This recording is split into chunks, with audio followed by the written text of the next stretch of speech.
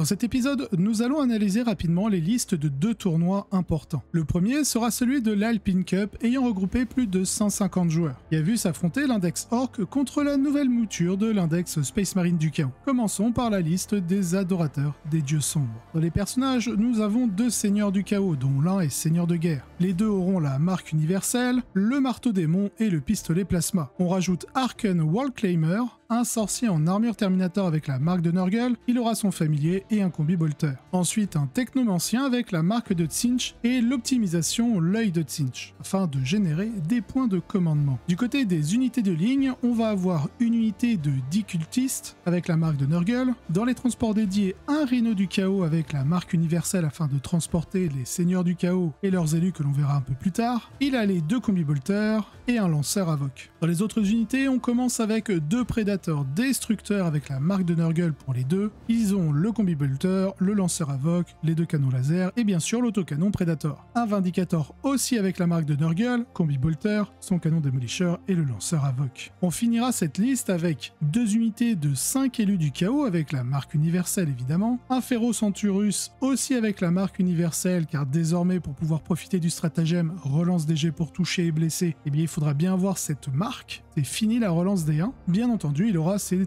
3 canons ectoplasma. Une unité de 10 rapaces avec la marque universelle aussi. 2 unités de 5 serres du warp, cette fois-ci avec la marque de Slanesh. Bon, un grand classique. Enfin pour finir, dans les unités alliées, on aura 2 petites unités de 3 Nurglings. Allez, passons à la liste Orc. Dans les personnages, on commence avec ce que j'aime appeler le trio de tête. Ghazghkull Mag Uruk Traka, le Captain Badruk et Mozrog Skrakbad. On rajoute un nob sur Smasha Squig avec en optimisation le Kikup Kitu de Ed Wopa, un boss de guerre avec l'optimisation Suivez-moi les gars. Dans les transports dédiés, on va retrouver 2 camions seulement. Dans les autres unités, ce sera une unité de 3 coptères de la mort, une unité de 10 frimeurs, 2 unités de 10 Gritchin, une unité de 10 commandos, et on finit la liste avec une unité de 5 méga nobs équipés de 5 disqueuses et 5 pinces énergétiques, une unité de 10 nobs, tous équipés en pinces énergétiques, une unité de 6 squiglier boys, et enfin une unité de 5 shock boys. Allez, passons au débrief de la confrontation. Le combat s'annonce violent. Les 2 camps regorgent de redoutables combattants, avec notamment les orques qui disposent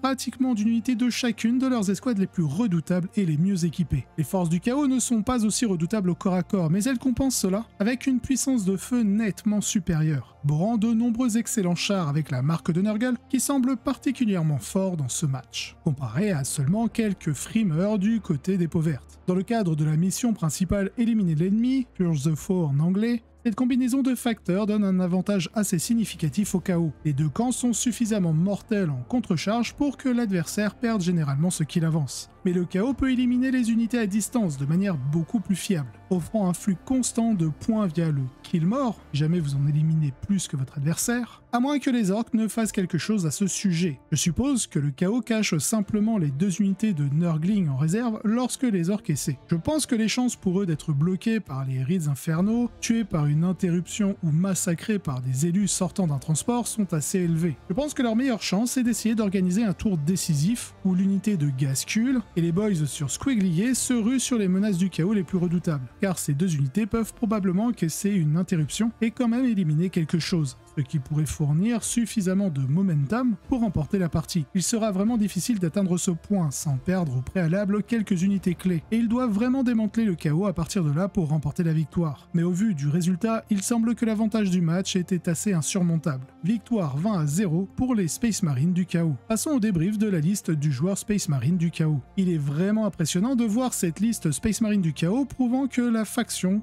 fonctionne toujours aussi bien, étant donné les modifications importantes depuis la balance Data Slate. De toute évidence, certains choix excellents ont contribué à ce succès. L'inclusion d'un sorcier Terminator, par exemple, ajoute une couche stratégique en préparant des jeux puissants avec les prédateurs ou les rapaces, en utilisant le Desex. Opter pour le technomancien en tant que générateur de points de commandement est une décision aussi judicieuse, fournissant une génération de ressources sans forcément avoir besoin d'Abaddon. De plus, l'escouade d'Arken semble être un choix solide lorsque les unités des individus sont limités. Il est amusant de noter comment le modeste prédateur destructeur, autrefois considéré comme sans valeur, pendant 2 éditions entières est maintenant devenu l'un des chars les plus efficaces disponibles. Les choix classiques perdurent et il semble que le joueur ait trouvé une formule gagnante. Donc, toutes mes félicitations. À la seconde place, nous avons une liste Custodes. Dans les personnages, Trajan en tant que seigneur de guerre, un champion des lames avec en optimisation la lame voilée, un capitaine rempart avec l'optimisation exemple galvanisant. Côté infanterie, on va avoir, alors là attention, il y en a pas mal. On a 3 unités de garde custodiens, une de 5 et 2 de 4, une unité de 4 prosécuteurs, et on finit la liste avec 3 unités d'Alarus. Là aussi attention, on a une unité de 3 et 2 unités de 2. Une unité de 4 veilleurs custodiens, une unité de 4 répurgatrices, et du côté des alliés, un grand classique des custodes, l'assassin Calidus, et la seigneur inquisitrice Kyria Draxus. Allez, passons au débrief. En deuxième position, avec 5 victoires et un match nul, nous assistons au regain des custodes, offrant un exemple parfait de ce qui semble être le modèle général post-Data Slate. 4 unités comprenant un mélange de gardes custodiens de veilleurs avec des meneurs clés, Agent, un champion des lames, Kyria et un choix flexible, complétés par des unités de soutien supplémentaires en fonction du ratio des custodiens et des veilleurs et des choix de figurines. Le joueur a opté pour des unités custodiennes plus légères pour allouer des points à un nombre considérable d'Alarus, offrant ainsi à la liste une grande flexibilité et des options de repli assez importants. Cette approche renforce également son efficacité contre les match-ups de Horde, atténuant l'impact des attaques massives ciblant une seule unité simultanément. Bien que la stratégie repose largement sur l'engagement des unités lourdes ennemies au corps à corps, les custodes excellent dans ce domaine, évitant ainsi la vulnérabilité aux unités à haute menace comme les gladiateurs lanceurs. De plus, Kyria renforce davantage la polyvalence de l'armée, offrant un mélange de protection et de tir puissant lorsqu'elle est combinée avec la relance des jets pour blesser des gardes custodiens, ajoutant ainsi une valeur substantielle à une petite unité. D'ailleurs, n'oubliez pas, une fois par partie, vous pouvez tirer une deuxième fois. C'est une excellente synergie. Avec le retour en force des custodes, il est impératif d'adapter vos plans de jeu et de concevoir des contre-mesures efficaces contre des armées comme celle-ci. Bravo pour cette seconde place. On passe désormais à une liste Blood Angel en détachement Gladius, la 3e place. Dans les personnages, on va avoir un apothicaire biologis avec l'optimisation discipline de tir, un capitaine avec un gantelet énergétique et un pistolet plasma, pour son optimisation, grand classique aussi de ce genre de construction, l'honneur véhément. Puisqu'on est en Blood Angel, on va rajouter les Martes et le Sanguinor en tant que seigneur de guerre. Dans les transports dédiés pour transporter le capitaine Primaris, on va avoir un impulsor équipé du Bellicatus, du Stubber et bien sûr de ses Stormbolters. Dans les autres unités, on va avoir une unité de 6 agresseurs dans leur version Bolter,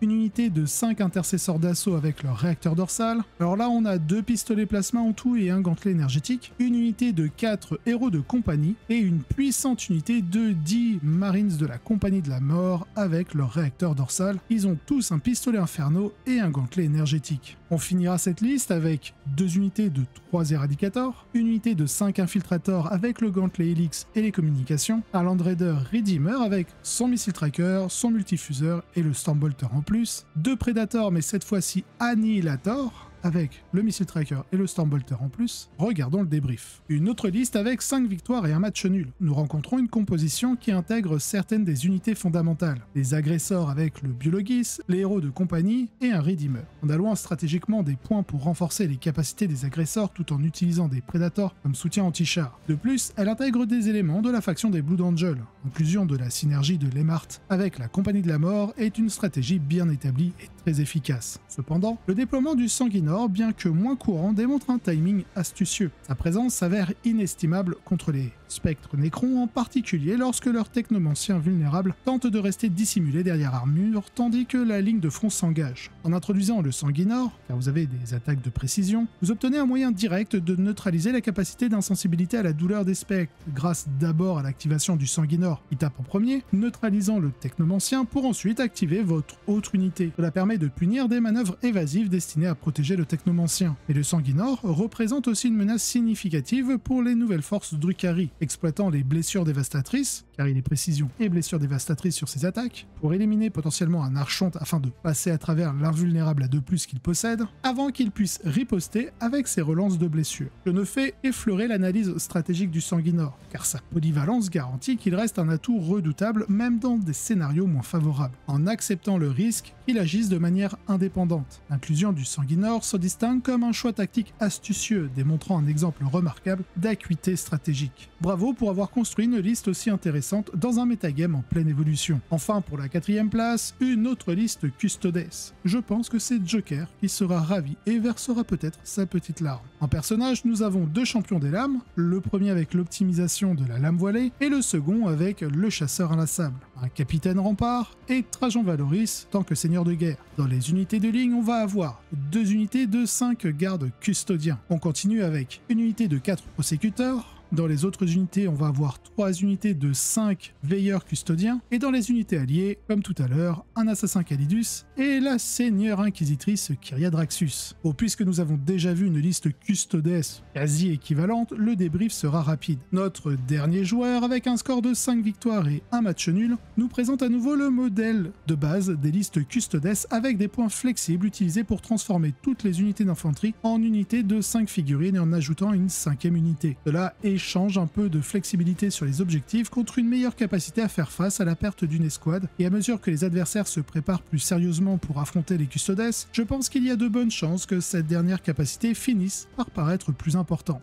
Nous verrons bien comment cela se déroule dans les prochains mois. Pour l'instant, félicitations pour cette performance remarquable. Cette fois-ci, nous passons à un autre tournoi ayant regroupé plus de 100 joueurs, le Battle to End Alzheimer, un événement caritatif. Nous commençons par la 4e place, avec une liste Black Templar qui sera jouée avec le détachement Croisé des Bourrins, Croisé Vertueux. C'est un petit clin d'œil à ma partie contre Kuro. Allez, dans les personnages, on commence avec un doyen Bladeguard, un chapelain Grimeldus, le grand sénéchal Elbrecht en tant que seigneur de guerre, un lieutenant avec l'optimisation hausse de Tannhäuser, ainsi qu'un lieutenant avec armes combinées. On va avoir une unité de ligne sous la forme d'une grosse escouade de croisés primaris, dans les autres unités 2 gladiateurs lanceurs, un drop pod, une unité de 5 infiltrateurs avec gantelet helix et les communications. On finira avec un Land Raider Redeemer, missile tracker, multifuseur Stormbolter, une unité de 10 frères d'épée primaris, 2 unités de scouts avec les équipements habituels et leurs lance-missiles, et dans les unités alliées, on va avoir la simple assassin Calidus. Passons au débrief. Voici une approche très équilibrée des Black Templars qui apporte un soutien au tir avec les gladiateurs lanceurs, en plus d'une bonne dose de combat au corps à corps et de débarquement via le Redeemer.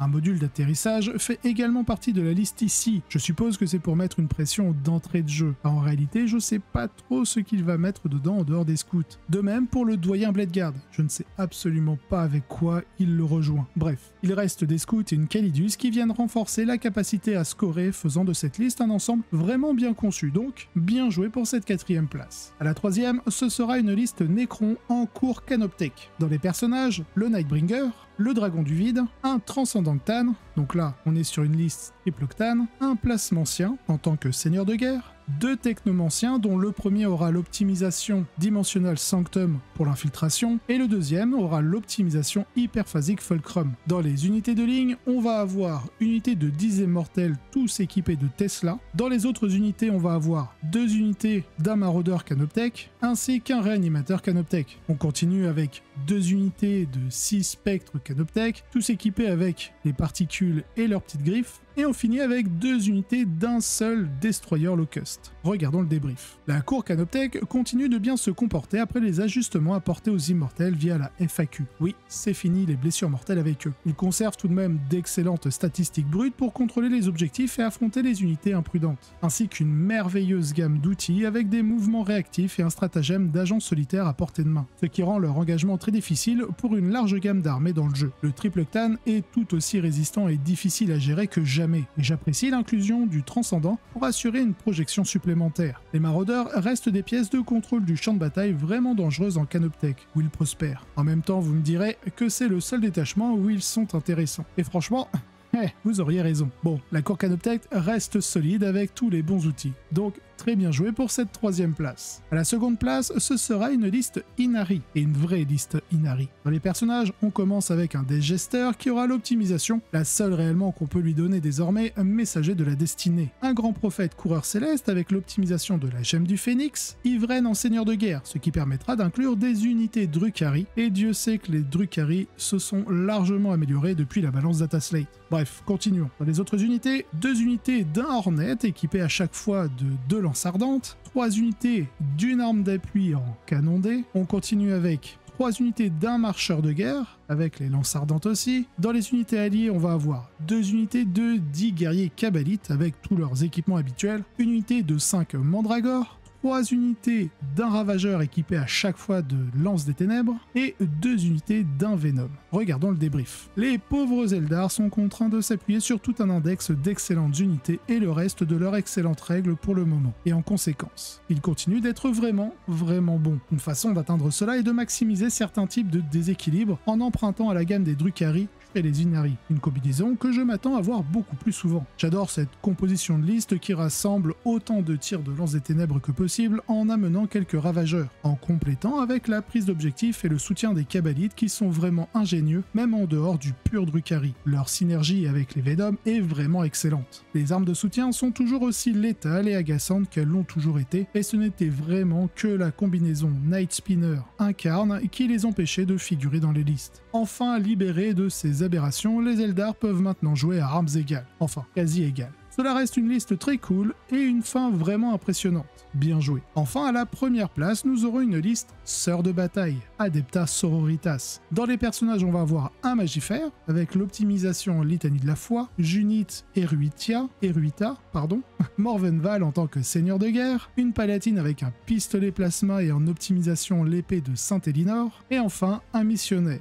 Du côté des unités de ligne, on va avoir 3 unités de 10 sœurs de bataille, avec en transport 2 immolateurs avec les multifuseurs jumelés et le missile tracker. Dans les autres unités, ce sera une unité de 5 rétributeurs avec les 4 multifuseurs, 2 castigators, 2 unités d'une mortificatrice avec leur sarcophage, et on finira avec 2 unités de 3 parangons, une unité de 10 sœurs novices, une unité de 5 zéphyrim, et en allié, une assassine Calidus. Regardons le débrief. D'accord. L'Adepta Sororitas est en plein essor avec les changements apportés par la balance data slate. Cela s'explique pour plusieurs raisons. Certains de leurs pires affrontements ont été atténués et le changement global dans le jeu, loin de l'artillerie, sauf pour ce qui est de l'Astra Militarum évidemment, leur a permis de s'éloigner des traditionnels exorcistes au profit d'un ensemble d'unités moins chères et plus cohérentes. Castigator, Parangon, Immolator, etc. Cette ligne regorge d'unités actives, ce qui signifie que la capacité à marquer et empêcher de marquer les points de primaire est assez impressionnante. Elle n'a peut-être pas tout à fait le pic de production qu'une liste axée sur le triomphe de Sainte-Catherine aurait eu, mais elle est extrêmement bien placée pour dominer les parties de cette nouvelle méta de la 10e édition. Les mortificatrices solitaires en sarcophage